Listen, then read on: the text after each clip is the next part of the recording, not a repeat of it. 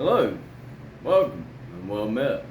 It's W.R. Frady here, and I just wanted to come on here and update you on what's going on with mapping of Alderrhūn, and we're going to go on a little different route tonight as I work on some aspects of Alderrhūn that needs to be addressed. So, number one, Alderrhūn is right now, as far as I can get it, just for the matter of I'm at a point of naming conventions where I've got to finish naming certain forests, getting those labels ready before I actually apply the techniques to bring out the forests. I'm figuring it'll be a lot easier to do that in advance and have the name and those spaces for those names ready before I try to color them in. I'm gonna flip you around here so that you can take a quick look. All right. As you can see, when I'm looking at Alderrhūn, the continent of Alderrhūn is, let me move this out of the way again. All of it is filled in. I'm here at the forest, which if you looked at my last video, we were working on the techniques on how I'm going to make these forests work and pop in. And the key element is to make the forest stand out here as much as the mountains have. I am actually surprised and thoroughly impressed with how the mountains turned out, and I would love for that same level of just that 3D feel to be present in the forests when I do them. But yeah, like you see how the names are here with Bleakwood and Knockamary Forest and the Wyvern Wood. Well, I want to be able to have the names in or right near the forests themselves, so that while I am putting these in, the area for the label will be present. Then I can put in the label for the forest name and then finish coloring in around it, therefore giving the forest a little better quality, like I plan to do with these up here. Now, as you can tell with these up here, you can tell that there's some variations in the hand techniques, which is going to be natural if you are writing these by hand. If you're not printing these out and putting them on there, now granted, there are some people who are absolutely artistically gifted and phenomenal with doing calligraphic letters and the lettering and stuff. I am way out of practice at this, so my stuff's going to have some variations, but also the fact that human element instead of a computer printed is also going to add that human element. But yeah, also, so at this point, Alderrhūn is as far as it can go for the time being, and which is a good point, because I am taking a small break from Alderrhūn, not in the map of Alderrhūn, not for any other reason other than it with the Halloween season coming up. I am going to be tied up with ghost stories and doing the web series there, which hopefully that won't take a whole lot of time, considering that I will be filming these in advance, which is a great, just to let you know, anybody who's trying to do live, it is a great opposition to try to do this where you're not reliant on a Wi-Fi signal or a good phone service signal to be able to record live and get everything up. By doing what I'm doing, I can go on location and be able to handle it that way. But anyway, that's another squirrel. and we'll talk about that at another point. But the key matter is my table is the key center for doing my Halloween village, and I have got this huge Halloween village, which I've also got to use in filming the intro to my web series. So that's going to be a lot of fun. Anyway, I'm going to cut right here in just a second, and I'm going to bring you back up over here where you see my easel behind me, where we're going to do some work on Alderrhūn. Depending on how things go, I may get back with Lauren, and I may work on things concerning the continent of Lauren after that, because I mean, I've still got the ocean that I can do. I've still got some other stuff that I can do. However, right at this moment, I just don't want to get too caught up in trying to get in the middle of something, then have to switch it off for the Halloween village, and then try to figure out where I was and getting back to it at a later date. Anyway, so without further ado, we're going to switch over to Alderrhūn. Alright, now what we're going to do here with Alderrhūn, lovely, isn't it? It's just so wicked, so raw. Now, what we're going to do here is with Alderrhūn, which I have the map here on hand, but the map is not what we're going to need at this point. What I need at this point is to grab so we're going to go up here and we're going to write Alderrhūn.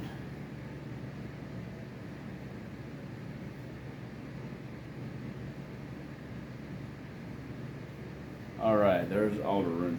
Anyway, so what we're doing is we're going to do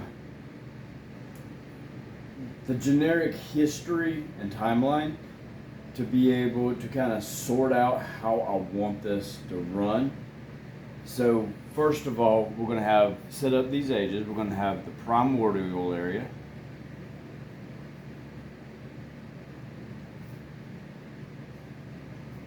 Alright. Then down here we're going to have the ancient history. Now we're going to go here, and we're going to just, what we're going to do is we're going to zip right down the middle. Anyway, what we're going to do now is we're going to go over here, we're going to go middle history.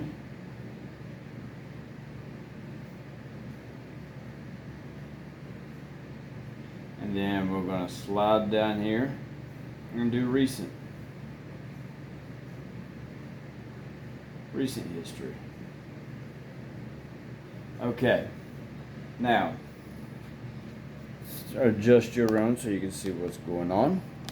Alright, so what we're doing is, like, the primordial era is when it was known as Alderrhūn.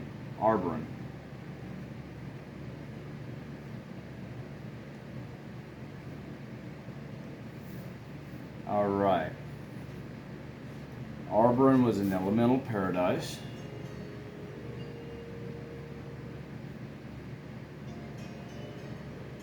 So the primordial area is going to the primordial era is going to be the creation period in which the world was created.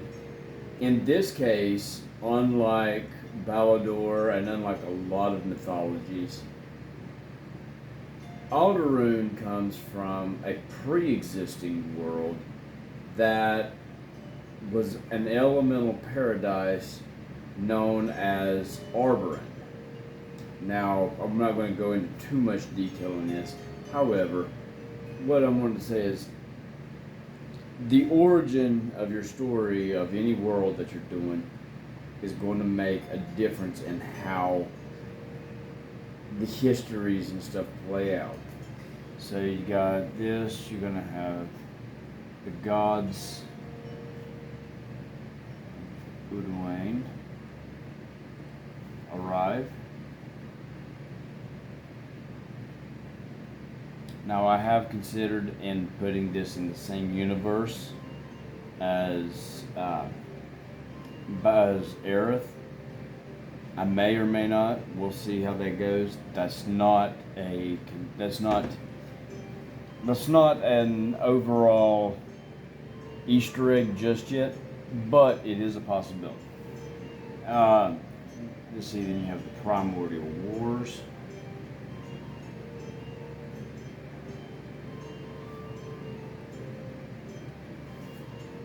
The Primordial Wars, that's going to be this massive catalyst.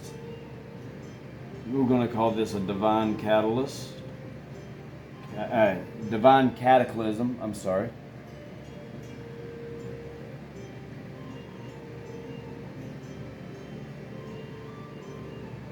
And then, of course, the rebuilding.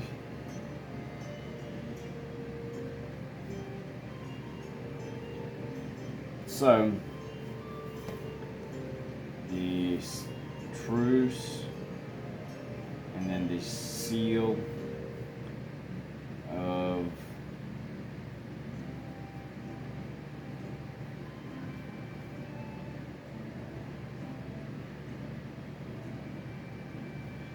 Alderrhūn. Anyway, so here's what we got. So now, ancient history. We're going to go 0 to about 3,000.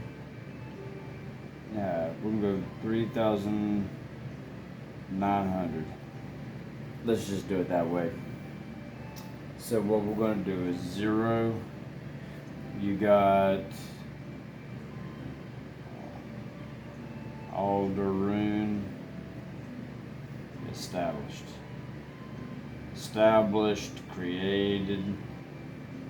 Anyway, so what's happening here is in the wake of a great primordial war in the world of Alderrhūn, which was an elemental paradise, and the great primordial war brought about the destruction of the original world.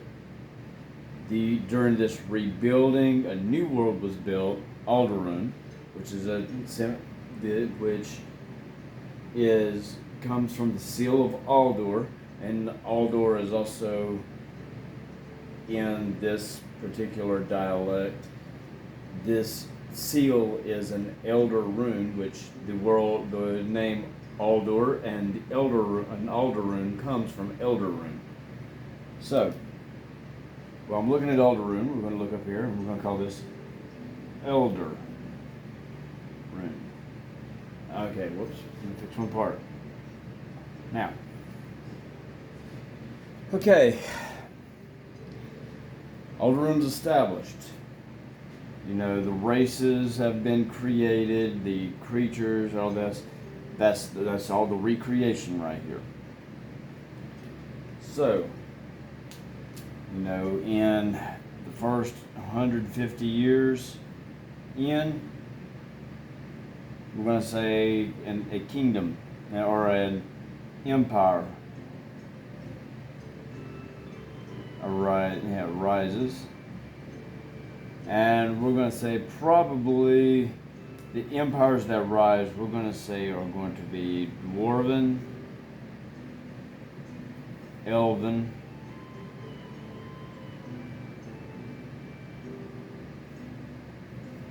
and not quite humans yet. That'll come later. This will also be, you know, by 200, it'll be a golden age,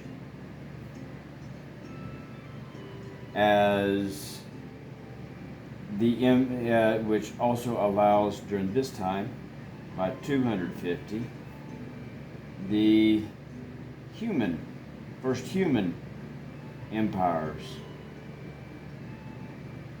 to rise. All right. So Are you seeing how this is coming about? What I'm looking at for my recent history, I would like for my recent history to be somewhere in the 7,000 mark. Considerably younger than, considerably much younger than Alderrhūn, than the World of Alderrhūn. Anyway, oh, by the way, I'm gonna put 7,000s is equal to, I'm gonna put equal to or greater. Anyway, so what I want to do here is this right here. This primordial era is basically, I'm going to say 3. I'm going to put here, I'm going to put 3,000 less than.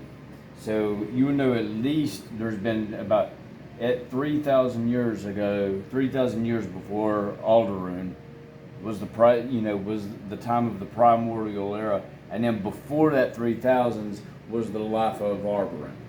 So what that's doing is that's establishing, in this, it's establishing a solid history of Alderrhūn, and now I'm building Alderrhūn's story that's going to lead me to here, including the prophecies that are going to be the key points of certain parts of the storyline that this world entails, and including, we're going to start getting into, the continent of Xhendora. You're going to see the stuff on the Veil of Elembor. You're going to see stuff on Thandor's Rift. So this is where these are coming into play. So we're going to do some more. This Empire Rises, this Golden Age. Let's see. We're going to say by 350. We're going to have a. Let's say that there is a magical discovery, and then by 375. See, that's getting a little too much. We need to. Yeah. Anyway, this is just our first thing. We're gonna go to say by. Let's go by 400. And this is all hypothetical. This is also brainstorming. I can work around the years to get things where I need it to be. Because right now I am really not getting a good read on these empires. I'm wanting to put too much together, which can be good and can be bad. But the more I cram into smaller areas, the more I have to create to expand that timeline out. This ancient history is kind of like our ancient history. You will have specific times. You will know specific empires, their rise, their falls, their highlights, their and such. But overall, it's not going to be as detailed year by year as what our knowledge of the 20th and 21st century would be. That time would have more of an impact on us. Actually, the time from now to even what we would consider the age of exploration would be more detailed than what we would know about ancient Egypt and Babylonia and the Mesopotamian era. The Mesopotamian area, the Asian, and what was going on in different parts of the world. You'll have vague highlights, and that will be covered with archaeological discoveries and the theories and stuff found through the writings and stuff there. However, you're not going to have as detailed as a grasp on it as you do with the latter years. So that's why I said I may have to go back and rework on some of these, which will be fine. That's part of the fun. The part is I wanted to share some of this with you as I'm working on Alderrhūn. So what I also want is I want some legendary characters.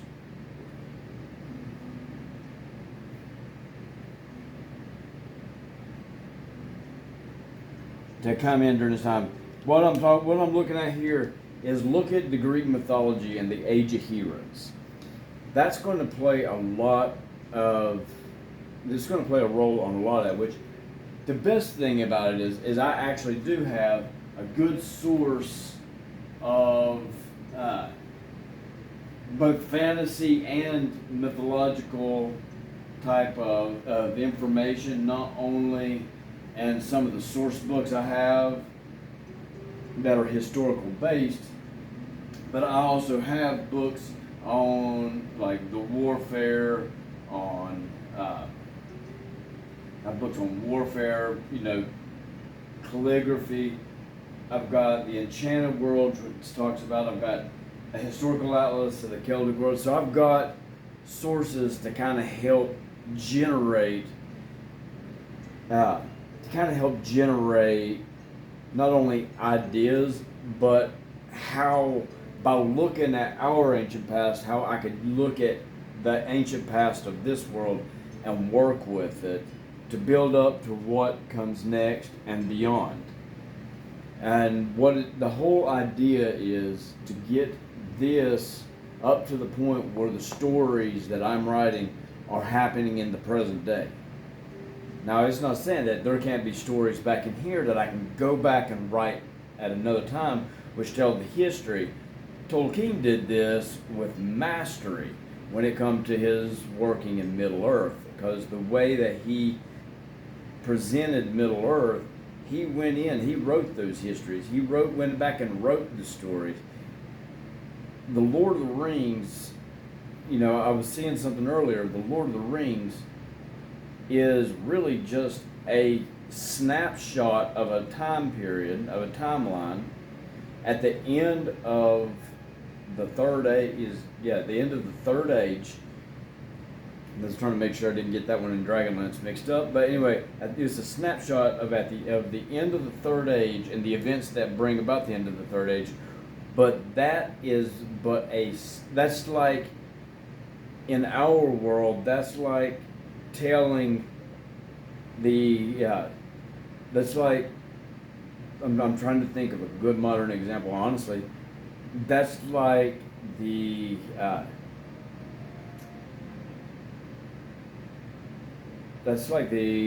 Desert Storm as compared to the rest of the history of the world.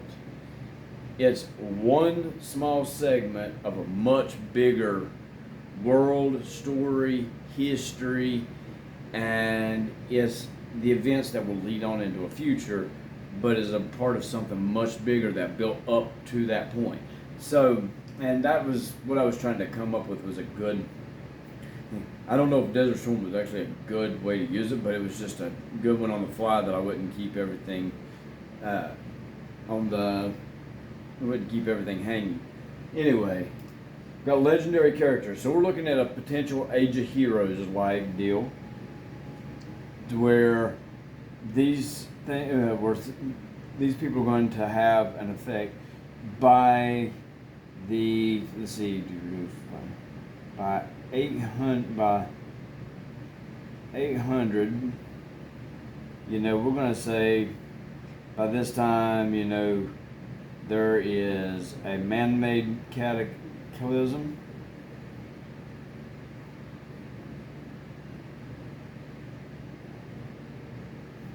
That brings about the fall of the human empires.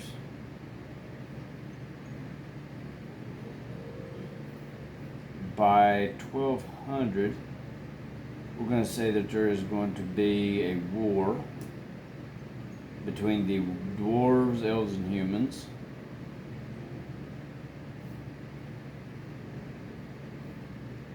Humans, gnomes, and so forth. And so basically, okay, I want to make sure the way that this is working out is there might be a small elemental war here. I'll have to explain the elemental war because it goes back to the primordial wars. But the dwarves, elves, and stuff like that, sometimes things can get along just fine. Other times tensions arise. This is what happens. It's all through our history. It's in our own history. And sometimes to make a world even more rich and realistic, you connect it to familiarities from the real world just enough to give it that sense of, okay, I've read about stuff like this in history. Now, this is how it's happening, but in a fantasy sense. Again, going back, Tolkien was a master of that. You know, he was writing and building on what would become Middle Earth during World War I. So, you know, he was seeing war. So he was seeing what was going on. And therefore he had a grasp of how the wars of that time, you know, the wars, the reality and the fog of war was, and thus he was able to inject that, for lack of a better word, inject that into Middle Earth so that you could get the grittiness of what the war was like, of what the wars would be like. So anyway, so we got follow the, you know, that, so by this right here, so we're going to go by 12, I want to say by 1250, we're going to say the collapse of the demi-human, of the Dwarven and Elven empires. Now this is just a working history. I may come back and look at it and be like, I want to tweak some of this, but that's the whole idea. Right now, this is just brainstorming ideas. And that's what's going to make the huge difference in how this plays out. So yes, some of this may stick. This is written as history. This is being built. So that gives me a chance to kind of juggle and play with it and kind of see where it goes. And so I'm going to have to look and see what about that will make the world that much richer as I do. Unlike Lauren, you know, Alderrhūn does not have a wise oak of Caroline, known as Alderrhūn, or the Rock of Ages, to basically relay history as though this is when this happened, this, because they were there, they lived it, they saw it, and can give more accurate dating. Therefore, with Lauren, I have to be a lot more precise in my timelining for it. Whereas this, I can be a lot more loose with and gauge it according to real world timelines and such. Which, if I had I actually do have somewhere around here a timeline of world history, which is shaped like a Dungeon Master screen, but it's perfect as a quick reference chart for how to do the World of Alderrhūn and do the histories of various worlds, because you can look at it and be like, okay, I'm looking at all these BCE dates and what's going on here in this area, this area, and this area, and then I can take ideas from that and say, okay, let's keep as informative yet vague as these are. Because, like I said, ancient history, you're going on what you can find in history and in written history, and then a lot of speculation based on archaeological finds. That's what we're going to have to do with this. Anyway, all right. I would like to thank you for joining me. I'm going to get back to this, but I wanted to jump in here. I wanted to bring you a part of this and let you see a little bit more behind the scenes of world building, especially when it comes to doing the histories, both in dividing the histories up into different eras and so forth. and how to build those histories in a way that can kind of fall into one another, and you're not getting overwrapped with details, but nor are you keeping it so vague that it really, you're still trying to guess what's going on. What this also does is allow room for changes to occur. So they're not going back and having to rewrite an entire timeline just for a new event. Unfortunately, I do have to do that with Lauren and the World of Aerith because they are so detailed. And that's the difference between that world and this world. So, anyway, I hope you enjoyed this. I appreciate you stopping in and watching and joining me. I hope you have a wonderful evening. I will see you again soon. And until then, this is W.R. Frady saying peace out, God bless, have a good time. Be good.